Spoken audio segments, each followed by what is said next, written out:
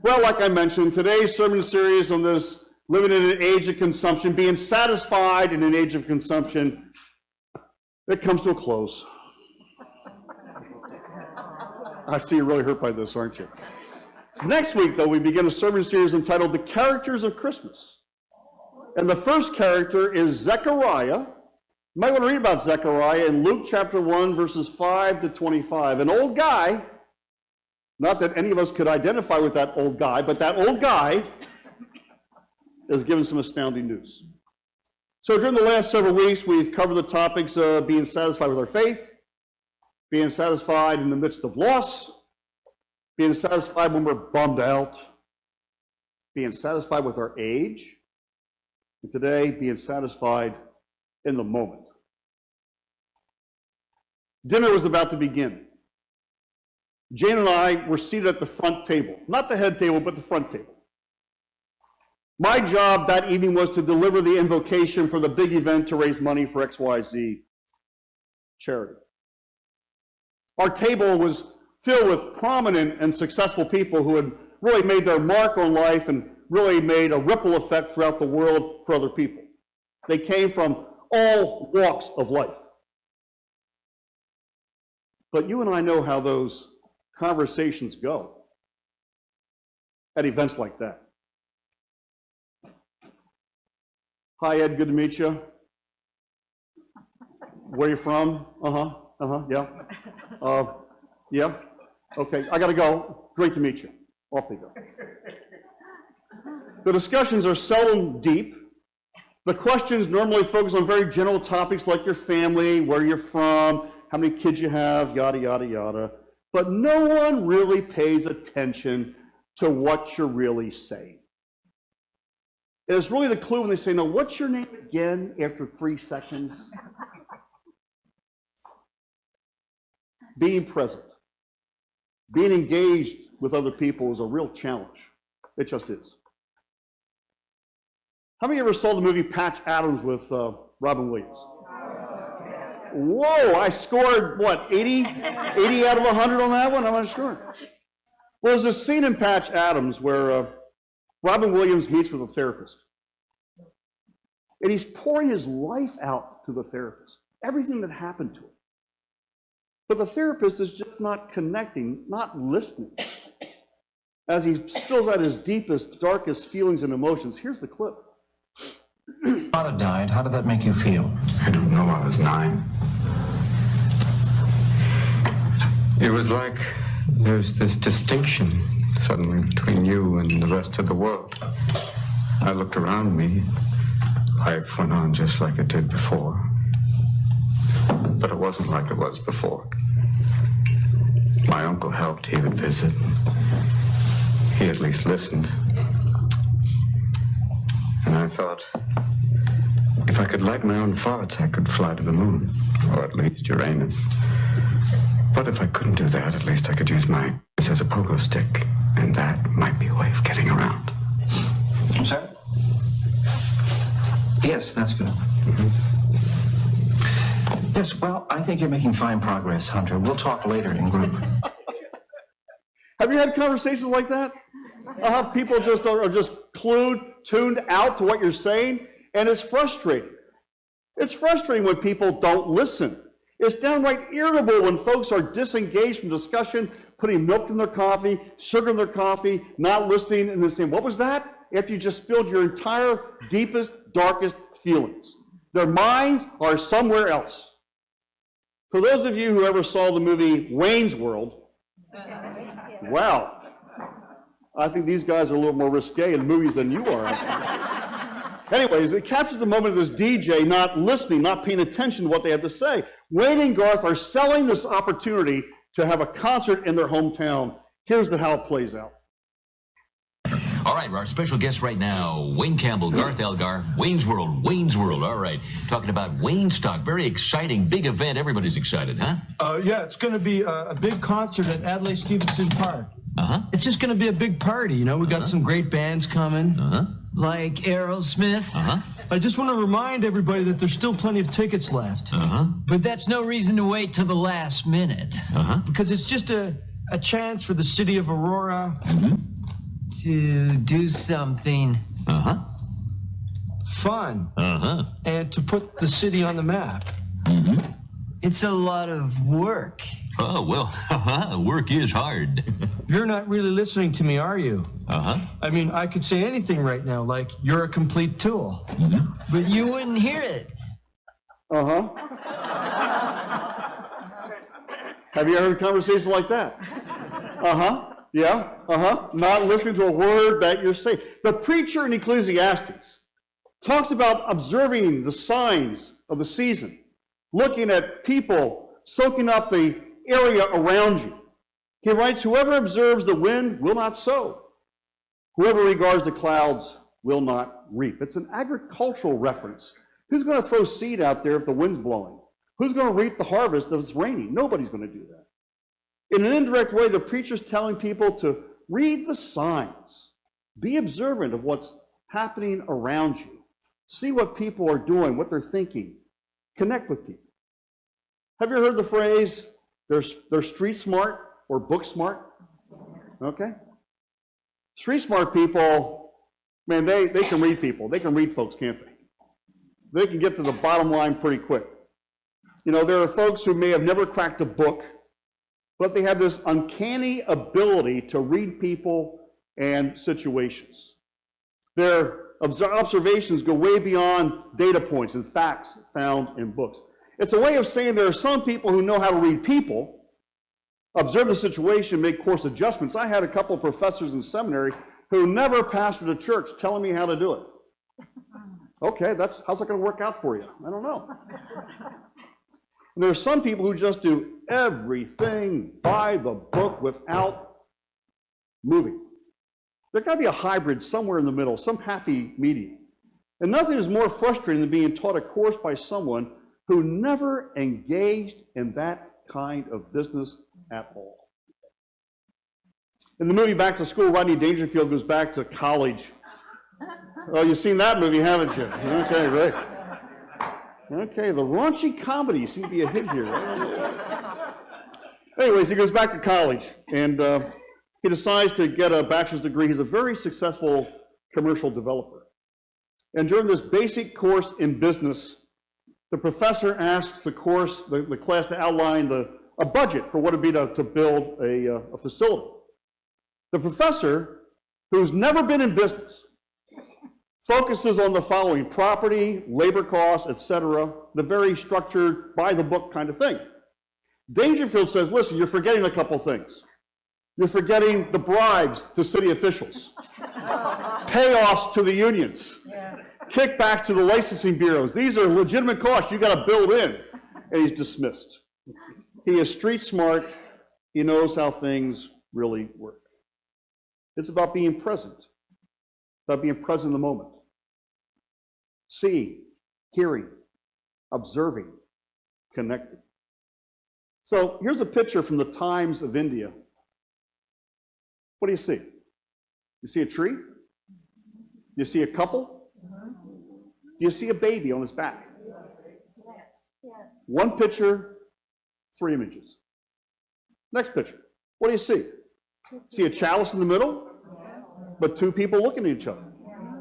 It's all about being observing, reading people, reading things, getting some observations of life, soaking it in a little bit. It's about being present, about being observant.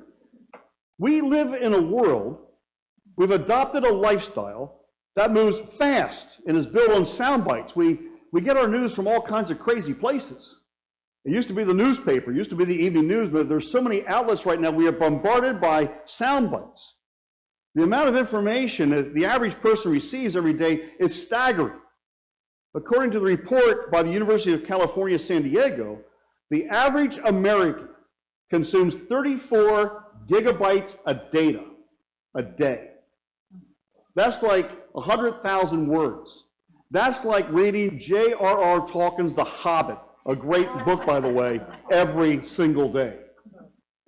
We are bombarded with data, words, ideas, images, emails, texts, radio ads, TV ads, and this doesn't include all the emails, texts, etc. from Lely Presbyterian Church. That doesn't include that. That'd be another 10 gigabytes of information. Being present in today's world is tough. The preacher begins with these verses of instruction. Divide your means 7 ways or even 8, for you do not know what disaster may happen on earth. He's saying be present, be diligent with the way you live your life. You know, he's writing to a primarily agrarian society. He tells them to watch the clouds. Know that whenever a tree falls, that's where it will lie. He continues, observe the wind. If it's windy, don't sow seed. If it's cloudy, probably not a good time to reap the harvest. Think about some of the sayings by which we live. If you want it to rain, wash your car. If you want the doorbell to ring, take a shower. If you want people to talk, have Glenn play the prelude. Is that too much here? Am I making my point there just a little bit? When you look at life, what do you see? What do you hear? That's the message from the preacher. Can we soak in the moment and see something deeper than just clouds or wind? Can we discern a deeper meaning to life? You know, the word idle is used in the closing verse of today's passage. Paul writes in his letter to Thessalonica, his second letter, he says, for we hear that some among you walk in idleness, not busy at work, but busybodies. And St. Paul writes to Timothy, he says, and besides, they learn to be idle, wandering about from house to house, and not only idle, but also gossips and busybodies, saying things which they ought not to. Idleness, busybodies. It doesn't help. Proverbs is a bit more decisive, more direct. The writer of Proverbs wrote, as a door turns on its hinges, so does a sluggard on his bed. Ooh. The preacher's saying, don't be useless. Don't coast through life. Don't be idle. Don't be busybodies. Engage people. Be observant. Look, listen to the world around you. Be present and be engaged. Years ago, when we lived in Delaware, I met my mom and dad for lunch in a place called Lower Slower Delaware. Do you know Lower Slower Delaware? It's lower and it's slower and it's Delaware. I stepped away for a moment, I had to make a phone call, and when I returned to the table, I had to take a picture of what they were doing. I cannot find the picture, it's frustrating. I have it somewhere. There's a photo of mom and dad sitting at the lunch table across from each other on their phone like 2 teenagers, not talking to each other. Well, they really are living in the 21st century, aren't they? Mom and dad like teenagers staring at their phones. Being satisfied in the moment is being fully present, being engaged, observant, listening to what the other person or people have to say. Now, one of the top 100 movies is Citizen Kane. We watch that every now and then. And there's a scene in there that portrays the evolving relationship of a marriage. And it shows the distance that develops by 2 people over time. You know, when you're first in love and you love your significant other, you're always present. You're always calling. You're always dropping letters. You're buying cards. You're buying flowers. And then once you say I do, it's like I don't anymore. But see how this relationship changes. Well, after the first couple of months, she and Charlie didn't see much of each other except at breakfast. It was a marriage just like any other marriage.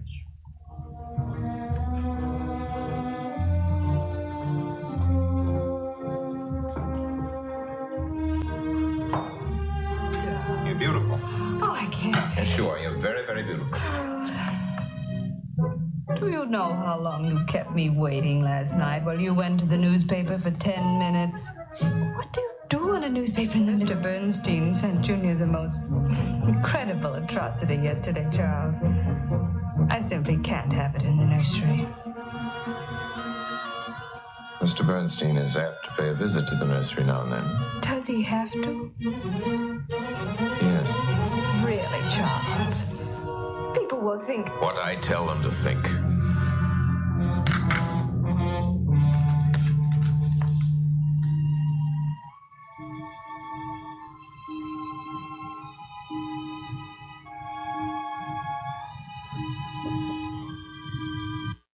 Another happily married couple. Remember, see, it started with the breakfast nook around the table, close to each other, kiss on the forehead, and then it got further away until this last scene. They're at the either end of the table, not saying a word, reading the newspaper. It's about being present. It's about being engaged. In a recent podcast, leadership guru John Maxwell discussed the changing aspects of leadership over the last 20 years. He observed that 20 years ago, the head of a business or organization would say to the team, we're going to go that way, here's what we're going to do, we're going to take that mountain, and people would follow. But today, Maxwell says, the leader gets buy-in from the team asking, I'd like your opinion on this thing I'm thinking about, what do you think? And a member of our sermon musings group aptly described that act as a way of showing respect and making a person feel important. It's a good practice to engage in.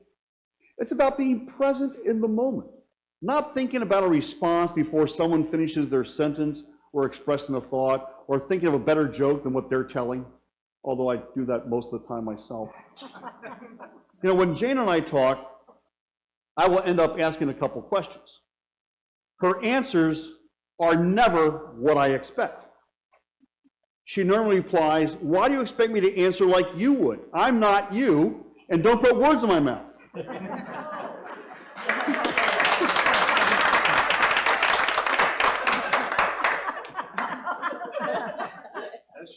I should use another example. There's another example out there.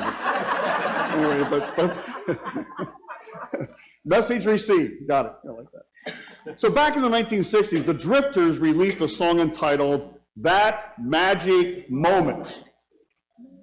It's about a young boy kissing a girl, two people in love. And when we were first in love, we're ever present.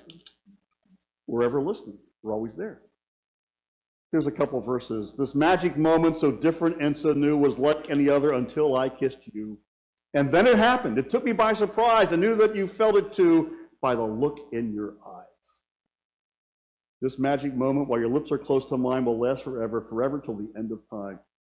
And then you get married, and it gets different, right? It just happens that way. The most magic moment is being fully present and engaged with the people around you, the people you love, the people you care about. You know, as you get older, as we all do, you think back to moments we should have been more present with your kids. I want to be more present with my grandkids, more present with wife, more present and not thinking about other things.